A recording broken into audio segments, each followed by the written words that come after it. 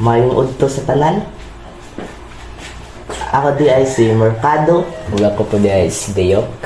Ug karon among i-present ang ERP System Overview.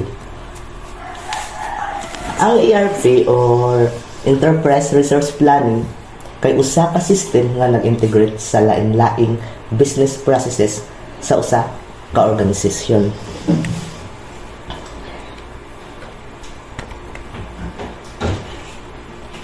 Unsa man gaya ang ERP? Ang ERP kay usa ka centralized system nga gigamit para i-manage ang business processes sa usa ka company.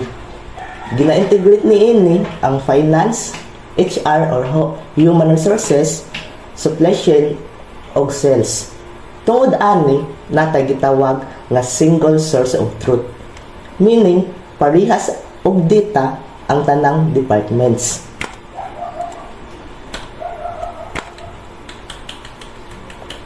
Unsa man ang mga benefits sa ERP? Una, natay real-time data access. So, dali ra makakita og updated nga impormasyon.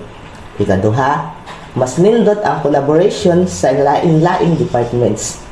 O ikatulo, ma-reduce ang data duplication, meaning mas gamay ang errors.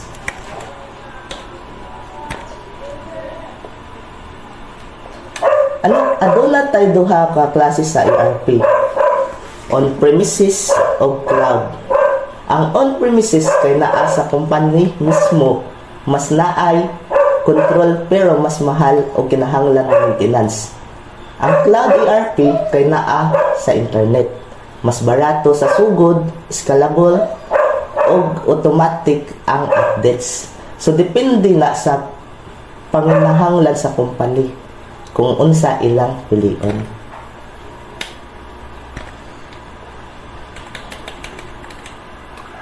Importante kaayo ang ERP sa decision making.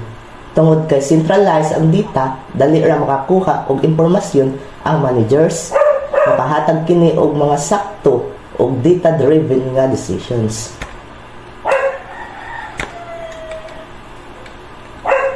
Pero naagi hapon siya challenges.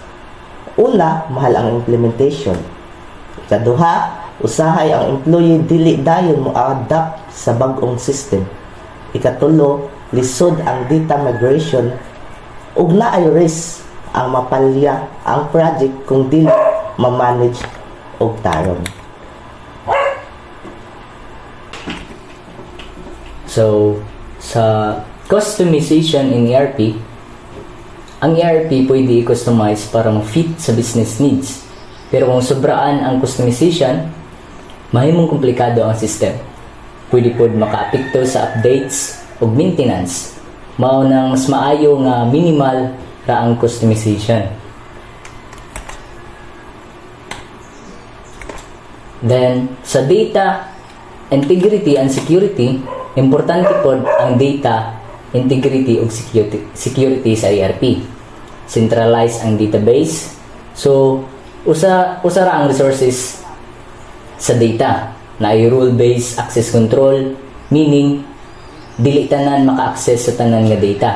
Gamit pud ang encryption ug audit trails para masigurado ang safety sa impormasyon.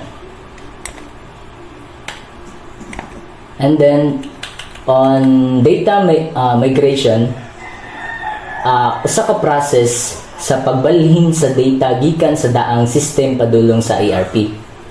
Apil ani ang pag-extract, paglimpyo, pag-transform ug pag-upload sa data. Pero naagyapon ang challenges sama sa errors, data loss ug downtime. Then sa cost factors, unsa man ang mga gasto sa ERP? So man na siyang pasabot. Apil ani ang implementation o consulting. So sa mga training sa employees, maintenance o support, ingon man ang licensing o subscription fees ang gitawag. So importante ni i-consider before mag-implement og ERP. Then sa future ERP, mas mo improve pa ang ERP. So magamit ang AI para sa automation ug analytics. Ang IoT makatabang sa real-time data ug padayon ang development sa cloud native system ug edge computing. So maratang tanan. Daghang salamat.